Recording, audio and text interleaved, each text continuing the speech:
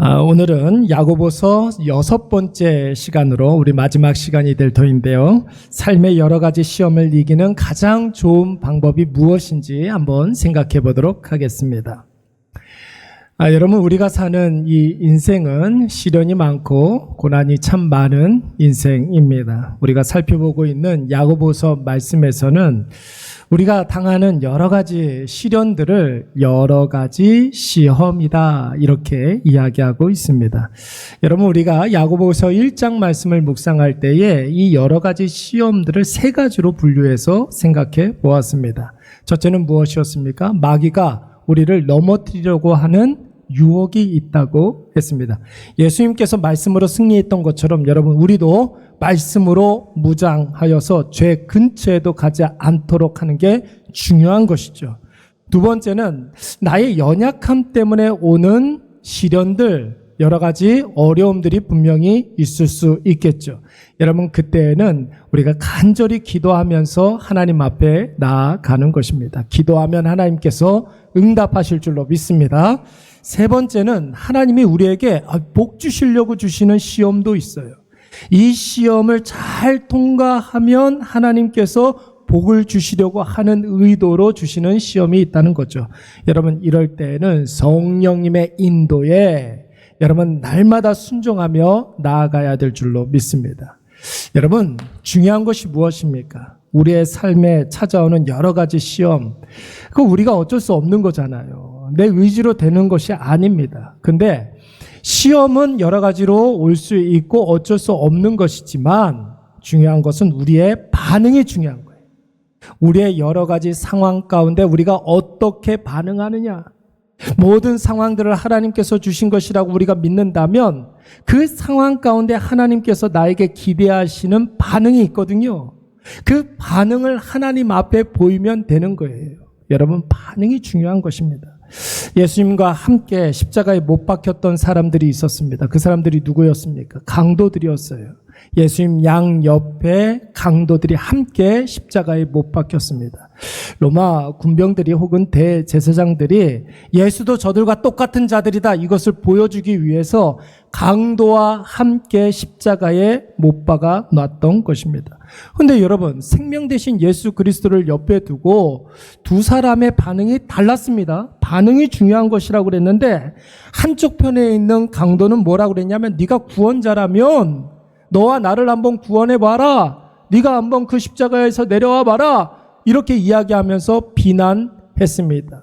그런데 여러분, 다른 편 강도는 어떻습니까? 당신의 나라가 임할 때 나를 기억하소서. 나는 죄를 지어서 이렇게 십자가에 못 박아 죽는 것이 당연하지만 당신은 죄가 없는 자인데 당신의 나라가 임했을 때 나도 당신과 함께 낙원에 있게 하여 주시옵소서. 이렇게 기도를 했단 말이에요.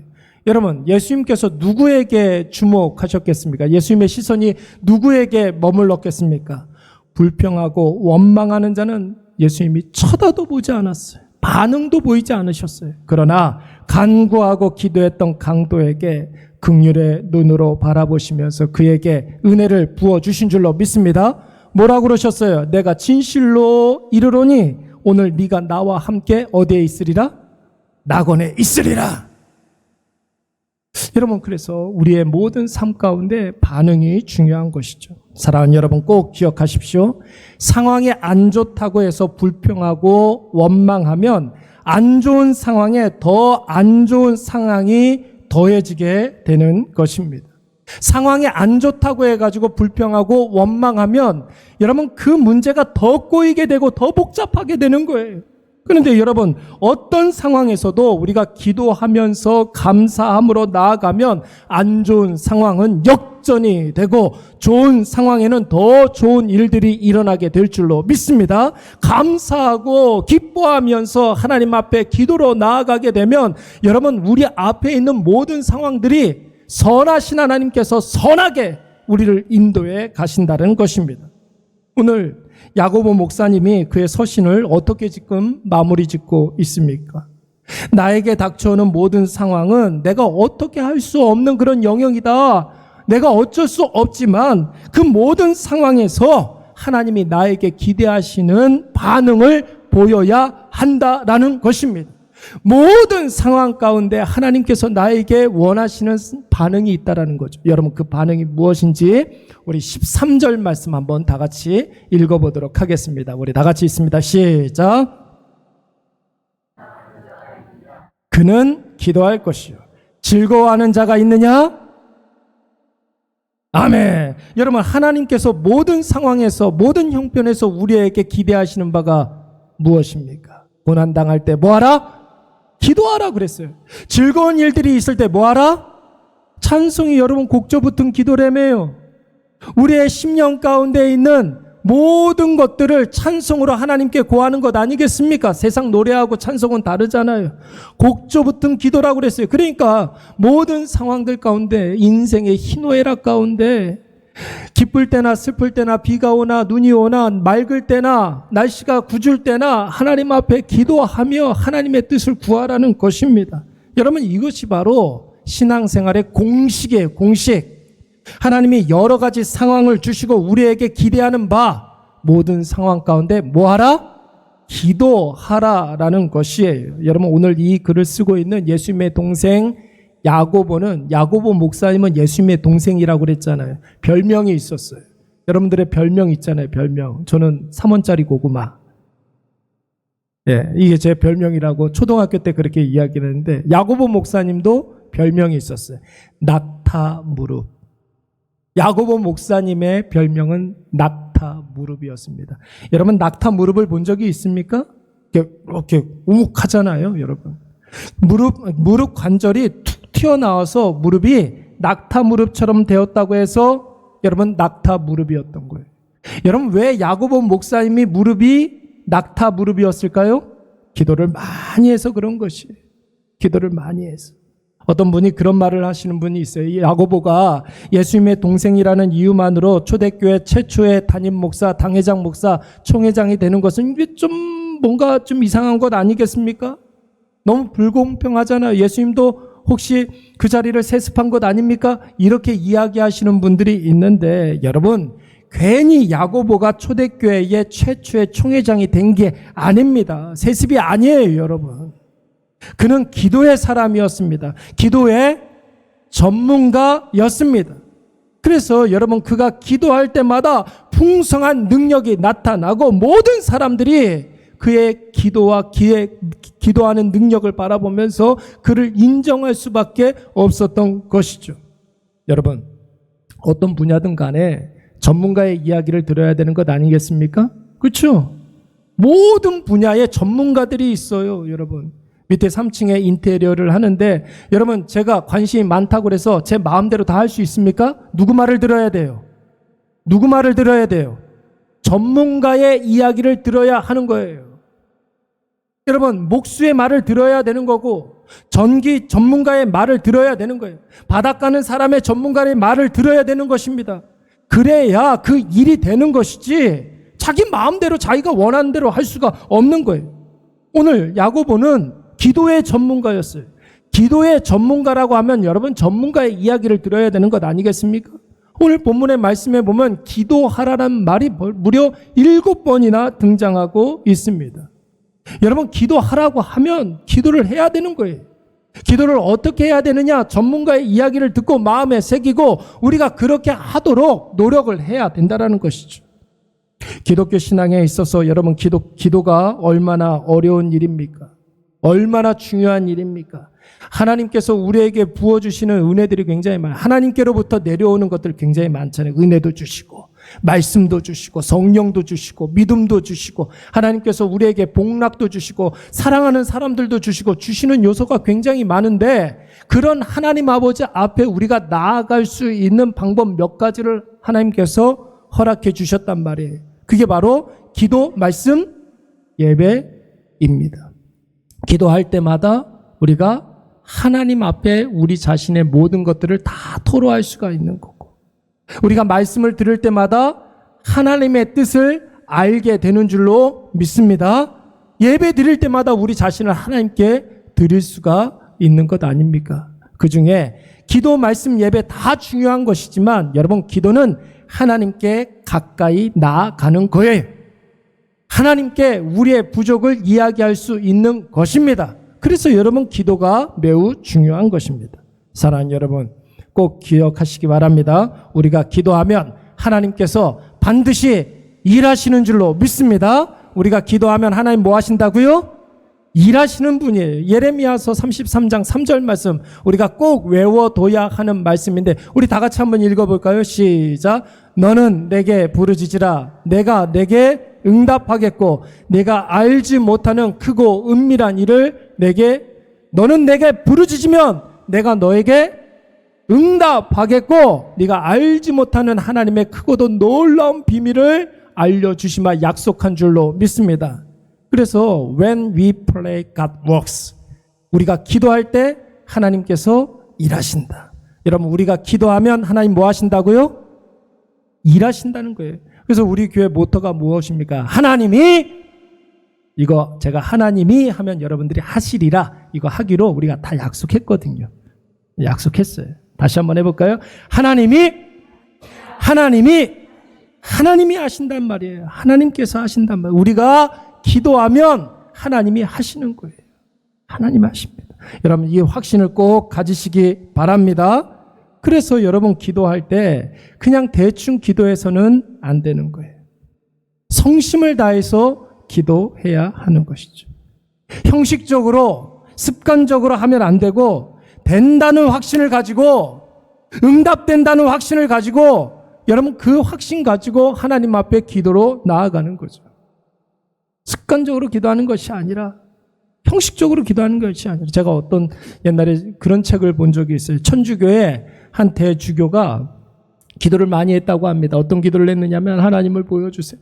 하나님을 보여주세요. 하나님을 보여주세요. 기도할 때마다 그렇게 기도를 했다는 거예요. 하나님 보여달라고.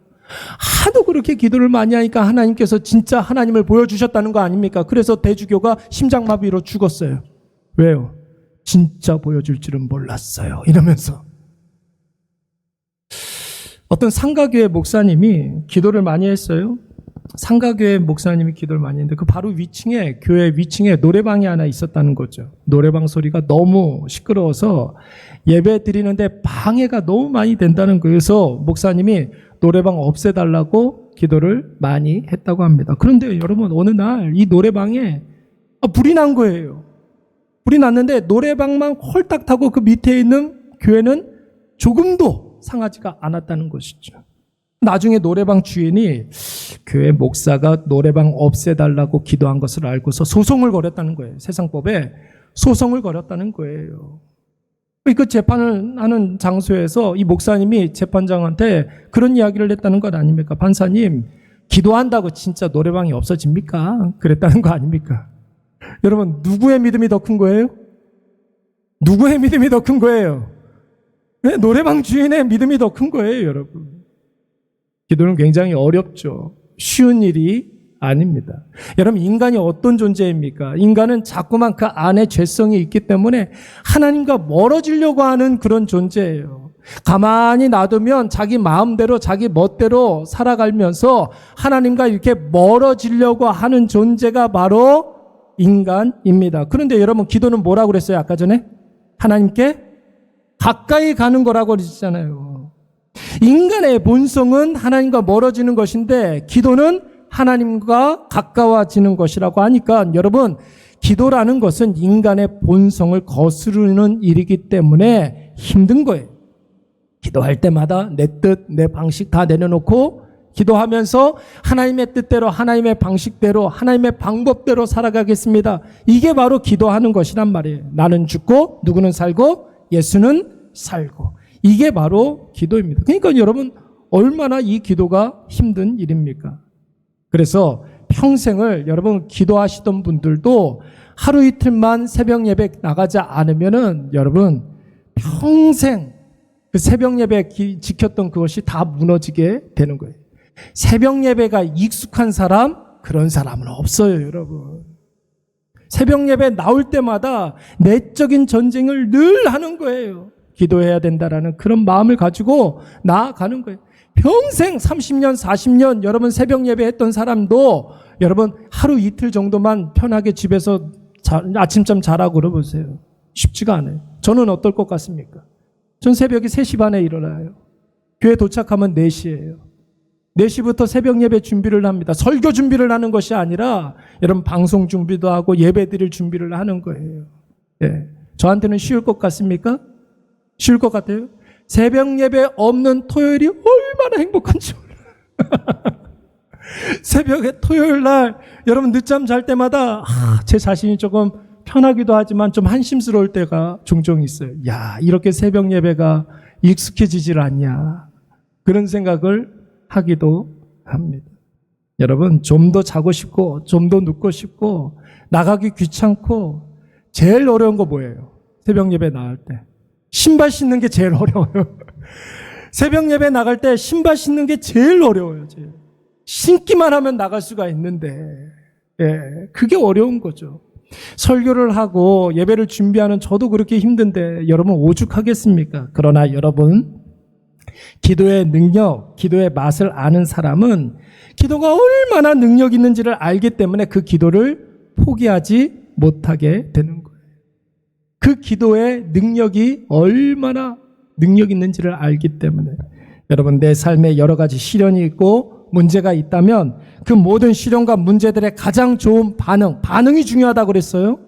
어떤 반응을 보여야 되겠습니까? 가장 좋은 반응, 기도인 줄로 믿습니다. 기도하면 하나님이 일하시는 줄로 믿습니다. 기도하면 하나님께서 우리의 부족을 채워주시고 우리의 연약함을 도와주시고 우리의 답답한 미래를 하나님께서 우리의 손 꽉 붙잡아서 인도해 가시는 줄로 믿습니다. 여러분 이 확신 가지고 일관성 있는 반응, 일관성 있는 기도로 나아가면 하나님께 우리가 날마다 더 가까이 나아갈 수가 있는 것이죠. 특별히 여러분 오늘 본문의 말씀에 보면 언제 기도하라고 그랬습니까? 13절부터 16절까지의 말씀을 이렇게 요약해 보면 언제 기도하라고 그랬냐면 병들었을 때 기도하라 그렇게 말씀하고 있습니다. 여러분 13절 말씀에 고난의 때에 기도하라고 그랬잖아요. 여러분 인간이 당하는 여러 가지 고난 중에 가장 힘든 고난 뭐예요? 여러분 부족도 힘들고 인간관계가 깨지는 것도 참 힘들지만 몸 아픈 것만큼 힘든 일이 없어요. 그렇죠?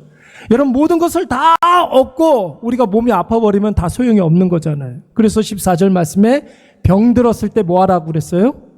기도하라고 했습니다. 왜 넘어갔죠? 네. 그리고 믿음의 기도는 병든 자를 고쳐주신다고 했습니다. 그리고 16절 말씀에 의인의 간구는 역사하는 힘이 많다고 했습니다. 여러분 고난의 때에 기도해야 되는데 특히 병들었을 때 기도하시기 바랍니다. 병들었을 때 기도해야 돼. 여러분 신앙은 반응이라고 그랬어요. 설교할 때 반응이 중요합니다. 병들었을 때 기도하시기 바랍니다. 그래요. 근데 여러분 이때의 병은 여러분 육체적인 병만을 이야기하는 것이 아니에요. 우리가 몸도 병들 수가 있지만 마음에도 병이 올 수가 있죠. 그리고 우리의 영혼에도 병이 올 수가 있는 것입니다. 그래서 세 가지로 이야기하는 거예요. 이때의 병이라는 것은 육체의 병, 마음의 병, 그리고 영혼의 병으로 나눠볼 수가 있어요. 사실 우리가 살면서 당하는 여러 가지 고난이라는 것은 다 이 세 가지로 설명할 수가 있습니다. 몸 아플 때, 그리고 마음이 아플 때, 영혼이 아플 때. 그래서 여러분 아플 때 기도하는 거예요. 아플 때. 예수님께서 뭐라고 그러셨습니까? 제자들에게 겟세마네 동산에서 졸고 있는 제자들에게 베드로, 특히 베드로에게 뭐라고 그러셨냐면 시험에 들지 않도록 깨어 뭐하라? 기도하라 그랬어요. 시험에 들지 않도록 깨어 기도하라. 베드로에게 하셨던 예수님의 말씀이에요. 나중에 여러분 베드로가 베드로후서 말씀에서 뭐라고 그랬습니까? 너희는 정신을 차리고 근신하며 깨어 기도하라. 누가 하신 말씀이에요? 예수님이 자기한테 하신 말씀이거든요. 사도 바울도 이렇게 이야기했습니다. 쉬지 말고 기도하라. 그렇게 이야기했습니다. 여러분 모든 아플 때에 몸이 아프든 마음이 아프든 영혼이 아프든 여러분 기도로 반응하시기 바랍니다. 자, 차례대로 한번 생각을 해볼까요? 먼저 감정적으로 아플 때, 감정의 병이 생겼을 때, 마음의 병이 생겼을 때 여러분 우리가 어떻게 해야 되겠습니까? 우리 13절 말씀 다 같이 있습니다. 시작. 너희 중에 고난당하는 자가 있느냐? 그는 기도할 것이요. 즐거워하는 자가 있느냐? 그는 찬송할지니라. 아멘. 여러분, 우리가 흔히 마음이 어렵다, 심기가 불편하다, 이런 표현을 많이 쓰는데, 여러분, 마음이 힘들 때가 있죠. 왜 없겠습니까? 심기가 불편할 때가 있죠. 이건 뭐 남녀노소가 좀 따라서 다른 것이 아닙니다. 누구나 다 마음이 불편할 때가 있어요. 그때 여러분, 다른 데 가서 뭐 이러쿵저러쿵 그러면 안 되고 기도의 자리로 나아가야 될 줄로 믿습니다. 다른 데 가면 안 되는 거예요. 내 마음이 불편하다고 그래서 전화기 돌리면 안 되는 거예요. 내 마음이 힘들다고 그래가지고 사람 붙잡고 이야기하면 안 되는 거예요. 여러분, 마음은 전염이 돼요. 제가 여러분들을 5분 내에 울릴 수가 있습니다.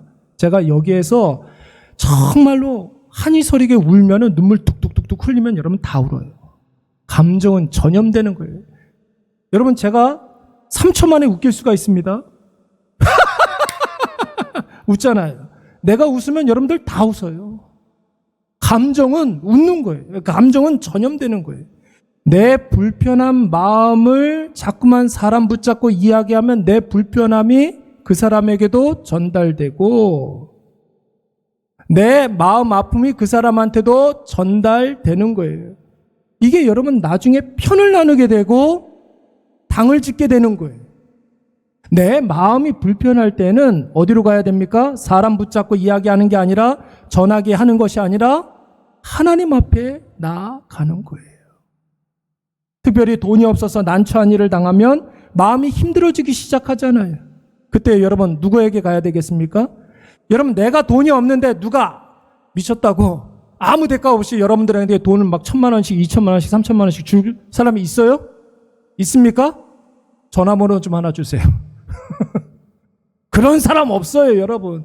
사람 붙잡고 이야기해도 소용없는 일이에요.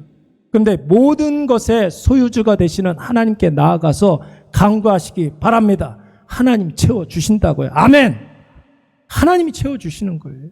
믿었던 사람에게 배신을 당하고 관계가 깨졌을 때, 여러분, 내가 부정당하는 것 같아서 마음이 아프죠? 나를 무시한 것 같아서 힘들죠? 내가 자존심 상한 것 같아가지고 어렵잖아요. 여러분, 그 사람하고 그것을 붙잡고 이야기하면 계속해서 그 갈등이 여러분 싸움이 되고, 싸움이 전쟁이 되고, 전쟁이 여러분 서로 원수가 되는 거예요. 사람 붙잡고 이야기하면 안 되는 거예요. 그 사람 붙잡고 이야기하지 말고 하나님 앞에 기도로 나아가면 그 사람 용서하게 되어 있습니다. 용서하게 되어 있어요. 근데 나중에 만났을 때 다시 하하하 호호호 할 수가 있는 거예요. 이게 기도의 능력입니다. 내가 감당할 수 있는 일이 너무나 많아요. 업무가 끝도 없이 쌓여 있어요. 그때 여러분 우리가 우울해지고 마음이 힘들어지죠. 여러분, 이 모든 것들을 가지고 하나님께 나아가시기 바랍니다. 기도의 자리로 나아가서 하나님 앞에 해결받아야 할 문제라는 거예요. 여러분, 시편 말씀을 볼까요? 시편 말씀은 여러분 몇 편으로 되어 있습니까?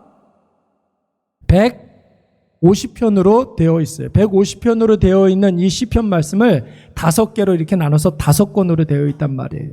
여러분, 시편 150편, 150개의 시 가운데는 그 주제가 아주 다양해요. 감사의 시도 있고, 회개의 시도 있고, 간구의 시도 있고, 충성의 시도 있고, 하나님을 찬송하는 시도 있어요. 근데 여러분, 시편 150개의 시 가운데 가장 많이 있는 시가 무엇이냐면 애통해 하는 시예요. 애가라고 하는데 애통해 한다. 왜 애통해 할까요? 시인들이? 왜 그럴까요? 나의 억울한 마음, 나의 답답한 마음, 나의 상한 마음을 누구한테 아뢰는 거예요? 하나님께 아뢰는 것입니다. 결핍 때문에 오는 힘듦, 자존심 상했을 때 누구한테 가라고요? 대답해 보세요. 하나님 앞에 가야 되는 거예요. 억울한 일 당할 때는요. 하나님 앞에 감당할 수 없는 그런 상황들이 있어가지고 오도 가도 못할 때는 하나님께 나아가는 거예요. 복잡한 감정이 있을 수가 있죠. 마음에 힘듦이 올 수가 있습니다. 불편한 상황들이 있을 수가 있어요. 여러분, 이 모든 것들 다 쌓아 짊어지고 가서 어디로 가야 됩니까? 하나님 앞에 나아가야 되는 거예요. 그래서 여러분 3층에 새로운 예배실이 있게 되는데 제일 먼저 기도실을 만들 수 있는 데가 어디 있을까 고민하면서 기도실을 만들었어요. 이제 거기 들어가면은 주여 막 이렇게 막 소리 고래고래 소리 질러도 아무도 못 들어. 혼자만 기도할 수 있는 그런 곳을 만들었어요. 제가 만약에 찾았는데 교회 없고 다른 뭐 안 보인다 그러면 기도실 가서 찾으시면 되었으면 좋겠습니다. 기도실 많이 이용하시기 바랍니다. 네, 기도실도 있어요. 기도실 많이 이용해. 그래서 막 예약제로 이렇게 운영하고 막 그랬으면 좋겠어요.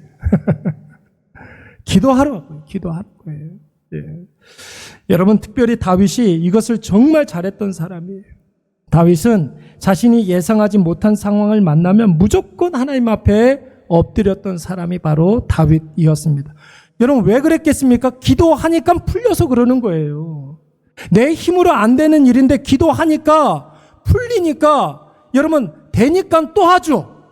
그러니까 이것이 자기의 습관이 되고 자기의 루틴이 되어지는 것입니다. 어떤 분들은 힘든 일 있으면 친구들 불러내가지고 술집을 향해서 가는 사람들이 있어요. 그런 사람들이 있죠. 근데 여러분 한번 보세요. 드라마나 영화 같은 데 이렇게 보면은 무슨 일이 벌어져가지고 친구랑 같이 술집 가가지고 거기서 문제가 더 꼬이는 일들이 되게 많더라고요. 여러분 술로 풀면은 문제가 더 꼬여요. 지금 내가 2번 꼬여 있는 그 문제가 더 복잡하게 얽히고 설켜가지고 내가 해결할 수 없는 문제가 되어버리고 맙니다. 여러분 술 먹어서 문제가 해결될 것 같으면 술이 하나님이 되죠. 뭐 그러긴 하더라고요. 술 먹는 사람들은 술 주자를 써가지고 주님이라고 그러더라고요. 술을. 그러기도 하더라고요. 근데 여러분 문제가 있어서 술 먹으면 그 술이 더 큰 문제를 가져오게 되는 거예요. 그래서 여러분 꼭 기억하세요. 마귀가 제일 많이 사용하는 것이 우리의 감정과 술이에요. 우리의 감정과 술을 가장 많이 사용한다는 거예요. 술 먹으면 안 돼요. 그래서 술 먹으면 안 되는 거예요. 자신의 인생을 드라마틱하게 살지 마십시오. 드라마틱하게 어떻게 복잡하게 살지 말라는 거예요. 드라마 이렇게 보면 단순한 그런 드라마 있습니까? 얼마나 다 복잡해요. 내가 만약에 드라마 속 주인공이라고 한번 생각을 해보세요. 그 힘들어서 어떻게 삽니까? 네. 여러분 드라마틱하게 살지 말고 하나님 앞에 영광스럽게 살아가시기 바랍니다. 인생의 영광은 오직 하나님 앞에서만 가능한 것입니다. 하나님의 영광이 우리의 기도에 통해서 나의 것이 될 줄로 믿습니다. 두 번째로 여러분 감정이 아플 때도 기도해야 되겠지만 실질적으로 몸이 아플 때도 우리가 기도해야 된다는 것이죠. 우리 14절 말씀 다 같이 한번 읽습니다. 시작. 너희 중에 병든 자가 있느냐? 그는 교회의 장로들을 청할 것이요 그들은 주의 이름으로 기름을 바르며 그를 위하여 기도할지니라. 여러분 여기에서 말하는 병이라는 것은 무슨 감기나 무좀이나 알러지나 소소한 간염병, 약 잘 쓰고 기다리면 낫는 병 이런 거를 말하는 게 아니에요. 여기서 말하는 병이라는 것은 죽을 병을 말하는 것입니다. 그래서 여러분 이 말을 히브리어 헬라어로 아스테네오 이렇게 발음을 하는데 이 아스테네오라는 말이 어디에 쓰여졌는가 제가 한번 이렇게 찾아보니까 복음서에 베데스다 연못가에 38년 된 병자가 있었습니다. 자기 자신이 자기 몸을 움직이지 못하는 38년 된 병자에게 이 아스테네오라는 단어를 썼어요. 뿐만 아니라 예수님의 친구 나사로 있었잖아요. 나사로가 심히 중한 병에 걸렸나이다. 사람들이 와서 이야기했을 때 그때의 그 병을 아스테네오라고 표현을 했어요. 죽을 병. 해당장 야이로의 딸 병을 걸렸어요. 죽을 병 아스테네오. 이거 걸렸다는 거예요. 그때 여러분 뭐 하라고요? 기도하라는 거예요. 근데 여러분 그 다음에 보니까 장로들을 청해서 기도하라고 그랬어요. 여러분 여기서 말하는 장로들이라는 것은 우리 교회에도 이렇게 장로님이 계시고 목사님이 계시고 그러는데 특별히 어떤 장로님들을 말하는 것이 아니라 이때의 장로는 목회자를 말하는 거예요. 한 교회를 대표하는 목회자를 말하는 것입니다. 근데 여러분 복수로 쓰여졌습니까? 단수로 쓰여졌습니까? 복수죠. 장로들이라고 그랬어요. 왜 여러분 장로들을 함께 기도하라고 그랬을까요? 여러 사람에게 알려서 기도하라는 거예요. 여러 사람이 기도하라는 거예요. 왜 그렇습니까? 한번 생각을 해보세요. 여러분 기도하면 하나님께서 일하신다며요. 하나님께서 기도하면은 고쳐주신다며요. 그런데 여러분 어떤 한 사람의 기도로 치유가 되면 그 사람이 고쳐준 꼴이 되는 거잖아요. 그렇잖아요. 한 사람만 기도하면 그 사람이 고쳐준 꼴이 되는 거예요. 옛날에 뭐 요즘은 그런 거 별로 없는 것 같은데 옛날 교회는 그런 분들이 되게 많았었어요. 목사님이 허락도 안 했는데 자기가 이제 기도의 은사를 받았다고, 신유의 은사를 받았다고 그래가지고 교회 지하 저기 안 보이는 데 가가지고 환자 이렇게 눕혀놓고 이렇게 안찰하면서 때리면서 기도하시는 그런 분들이 각 교회마다 한 명씩 다 있었어요. 저 자랐던 교회도 한 분 있었어요. 목사님 허락하지 않았는데 그렇게 했었단 말이에요. 여러분, 교회에서 그런 걸 허락하지 않는 거예요. 왜 그렇습니까? 그러다가 진짜 병이 나았다고 한번 생각해 보세요. 누가 고쳐준 거예요? 누가 고쳐준 거예요? 하나님이 고쳐준 거예요? 그 기도해 준 사람이 고쳐준 거예요? 하나님이 고쳐준 건데 그 사람이 기도하면 그 사람이 고쳐줬다라고 생각을 하는 거예요. 여러분, 병 들었을 때에는 여러 사람이 함께 기도해야 될 줄로 믿습니다. 왜요? 누가 한 사람에게 영광을 돌리는 것이 아니라 하나님이 고쳐주셨다라는 사실을 모든 기도한 사람들이 인정할 수 있도록 그렇게 하는 거라는 거예요. 사랑하는 여러분, 기름을 바르면서 또 기도하라고 그랬어요. 다음에 보면은 기름을 바르면서 기도하라. 이것은 여러분 1차적으로는 약을 잘 쓰면서 기도하라는 거예요. 우리가 해야 할 일들을 하면서 기도하라는 거예요. 근데 여러분, 결국 궁극적으로는 성령의 기름을 의지하면서 기도하라, 이런 뜻이 되는 것이죠. 여러분, 우리가 기도할 때 강력하게 역사하시는 분이 바로 성령님 아닙니까? 성령님께서 기름을 부어주시면 여러분, 약한 것이 강하게 되고 부족한 것이 채워지고 안 보이고 답답했던 것들이 다 선명하게 되어지는 놀라운 역사가 일어날 줄로 믿습니다. 그래서 여러분, 아플 때에 여러 사람들에게 이야기해가지고 같이 기도하는 일들이 필요한 거예요. 그래서 여러분들 가정에 식구들이 아픈 분들이 있으면은 여러분 꼭 이야기를 해주세요. 그래서 주보에 이렇게 실어가지고 같이 기도할 때마다 기도하고 그 기도의 놀라운 역사가 우리가 같이 맛볼 수 있도록 해야 되는 거예요. 세 번째로는 여러분, 어디가 아플 때? 첫 번째는 마음이 아플 때 기도해야 되고, 두 번째는 몸이 아플 때 기도해야 되고, 세 번째는요, 우리의 영혼의 병이 들었을 때 기도해야 된다고 그랬습니다. 우리 16절 말씀 다 같이 있습니다. 시작. 그러므로 너희 죄를 서로 고백하며 위하여 서로 기도하라. 의인의 간구는 역사하는 힘이 크민이라. 아멘. 영혼이 아프다. 마음이 아픈 것도 우리가 알겠고 몸이 아픈 것도 우리가 알겠는데, 여러분, 영혼이 아픈 건 또 뭡니까? 영혼이 아픈 건 뭐예요? 영혼이 아플 때, 영혼이 이렇게 짓눌려 있을 때, 우리의 영혼이 짓눌렸다라는 것은 무엇에 의해서 짓눌렸을까요? 죄에 의해서, 죄로 말미암아 우리의 영혼이 짓눌림을 받을 때를 말하는 거예요. 그래서 여러분, 오늘 본문 말씀에서 뭐라고 그랬습니까? 너희 죄를 서로 고백하며 병 낫기를 위하여 기도하라. 여러분, 죄가 바로 영혼의 병인 거예요. 죄. 내 영혼의 건강함, 여러분 무엇을 보면 알 수가 있습니까? 여러분, 그 사람이 건강한지 아닌지 뭘 보면 알 수 있어요? 그 사람 얼굴을 보면 알 수가 있어요. 그렇죠? 건강한 사람들은 생기가, 그렇죠? 네. 그리고 만면의 웃음이 떠나질 않아요. 기쁨이 있어요. 그렇죠? 영혼의 건강함, 여러분, 그 사람에게 기쁨이 있는가 없는가를 보면 알 수가 있는 거예요. 여러분, 죄가 있으면 영혼이 아파요. 그러니까 여러분, 우리가 기뻐할 수가 없습니다. 근데 그럴 때는 여러분, 우리가 어떤 기도가 필요하겠습니까? 죄 때문에 우리의 영혼이 짓눌려서 기뻐할 수가 없어. 그럴 때는 어떤 기도가 필요해요? 회개 기도가 필요한 것입니다. 여러분, 기도의 사람이라고 할 수 있는 다윗도 영혼이 병든 적이 있었습니다. 다윗의 영혼이 가장 병들었을 때 언제였을 것 같습니까? 밧세바 사건 때. 그렇죠? 밧세바 사건 때. 우리아의 아내 밧세바를 범한 사건. 그때 여러분, 다윗이 얼마나 그의 영혼이 병들어 있었는지 몰라요. 게을렀잖아요. 모든 병사들 다 전쟁터에 나갔는데 여러분, 다윗만 뭐하고 있었습니까? 침상에서 뒹굴고 있었어요. 저녁나절에 일어났더라 그랬어요. 아니, 도대체 언제부터 잤는데 저녁나절에 일어납니까? 게을렀잖아요. 그의 영혼이 병들어 있는 거예요. 그리고 어디로 갔습니까? 일어나서. 저녁나절에 일어나서 어디로 갔어요? 지붕으로 올라갔어요. 왜 여러분, 왕이 지붕에 왜 올라갑니까? 빨래 널러 가요? 예? 안테나 이렇게 만지러 갑니까? 왕의 옥상에 왜 올라가요? 알았던 거예요. 옥상에 올라가면 다 보인다는 것을. 뭐가? 옆집 여자가 목욕하는 것이 보인다는 것을 알았던 거예요. 가면 안 되는 곳을 가게 되잖아요. 영혼이 병들어서 그러는 거예요.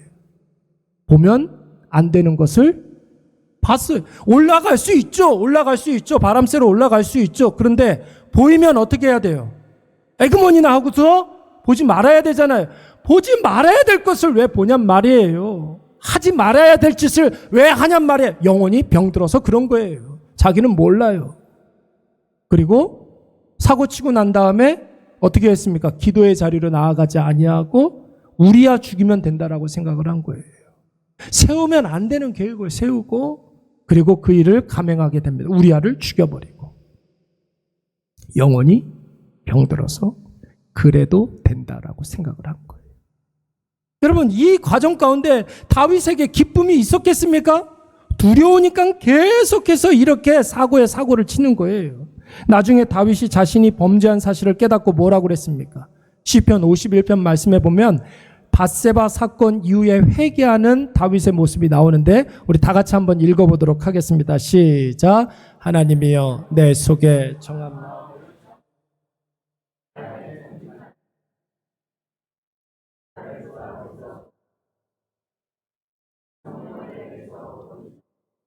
주의 구원의 즐거움을 내게 회복시켜 주시고 자원하는 심령을 주사 나를 붙드소서. 아멘. 12절 말씀 다 같이 주의 구원의 시작. 주의 구원의 즐거움을 내게 회복시켜 주시고. 여러분, 주의 구원의 즐거움을 뭐 해달라고요? 회복시켜 주시고 하나님으로 인한 기쁨, 구원의 즐거움을 회복해달라고 기도하고 있잖아요. 여러분, 오늘 이 기도가 필요한 사람들이 아주 많은 거예요. 주의 일들 감당할 때, 주님이 나에게 맡겨주신 직분, 나에게 주신 그 사명 감당할 때, 여러분, 기도, 예배, 말씀, 이것이 자꾸만 막히고, 기도하고 예배하고, 그리고 말씀 듣는 일에 은혜를 받지 못하고, 계속 교회에 와가지고 소집만 하는 것 같습니까? 왜 그런 것 같아요? 기쁨이 없는 이유가 뭔 것 같습니까? 영혼이 짓눌려서 그러는 거예요. 교회에서 하는 일들에 대한 기쁨은 사라지고 자꾸 힘들기만 하고 예수님 생각은 별로 안 나고 예수님 생각 안 나니까 누가 보여요? 꼴보기 싫은 사람들만 보이는 거예요. 사람 보이면 다 마음에 안 드는 거예요. 마음에 기쁨이 없어서 그러는 거예요. 내 마음에 기쁨이 있으면 여러분 머리에 뿔이 나도 그 사람 이뻐 보여요. 구원의 기쁨은커녕 자꾸 도망가고 싶은 그런 마음만 생기고. 제일 먼저 여러분 나의 영혼의 상태를 점검하시기 바랍니다. 내가 혹 죄 가운데 있지는 않은가 체크해 봐야 되는 거예요. 주님과 관련된 그 일에 기쁨이 있는가? 일상의 삶 속에서 내가 지금 짜증내고 있는지 신경질 내고 있는지 자꾸만 배우자가 당신 요즘 너무 예민해진 것 같고 요즘 너무 짜증이 많아진 것 같아요. 이러면 내가 나를 생각하는 것보다 옆에 있는 사람이 보는 눈이 훨씬 더 정확하잖아요. 그때 여러분 그 소리 들으면 어디로 가야 됩니까? 3층 기도실로. 3층 기도실로 달려가시기 바랍니다. 기도실로 가가지고 기도해야 되는 거예요. 예수의 이름으로 살 때 오는 그 기쁨, 여러분 성령님께서 부어주시는 거예요. 성령의 기름 부어주시옵소서. 이 말이 무슨 뜻이냐면 우리에게 기쁨을 더해달라는 거예요. 기쁨을 더해달라는 말씀을 맺도록 하겠습니다. 여러분, 믿음은 뭐라고 그랬어요? 반응이라고 그랬어요. 하나님이 반응이라고 그랬어요. 빨리빨리 반응하시기 바랍니다. 여보 나 사랑해? 한 2초 있다 반응하면 여러분 그거 틀린 거예요. 곧바로 질문이 끝나기도 전에 아멘 하시기 바랍니다. 여러분, 믿음은 반응이에요. 우리의 인생에 여러 가지 시련이 닥쳐올 때 어떻게 반응하느냐가 굉장히 중요하죠. 마귀가 우리를 유혹할 때 말씀으로 반응하시기 바랍니다. 우리의 부족함 때문에 시련이 다가오면 기도함으로 나아가시기 바랍니다. 하나님이 해결해 주세요. 하나님께서 우리에게 복 주시려고 주시는 시험이 왔을 때 순종하시기 바랍니다.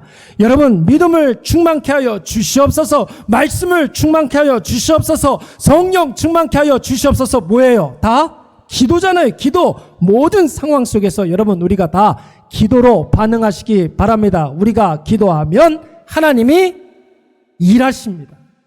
하나님이 일하시고 우리가 기도하면 하나님이 하시는 거예요. 우리의 삶의 문제를 해결해 줄 수 있는 분이 하나님밖에 없기 때문에 그런 거예요. 여러분 한번 생각을 해보세요. 두 형제가 막 싸워요. 보니까 형이 동생의 과자를 뺏어 먹었어요. 여러분 동생 어떻게 해야 됩니까? 울면서 누구 찾아가야 돼요? 누구 찾아가야 돼요? 형하고 한번 붙어보자 이러면 돼요? 그러면 눈탱이 밤탱이 되는 거예요. 형하고 붙으면 안 되는 거예요. 형이 내 과자 뺏어 먹었을 때는 누구한테 찾아가야 됩니까? 아빠나 엄마한테 찾아가야 되는 거예요. 여러분 우리에게 무슨 문제가 벌어지면 누구한테 찾아가야 돼요?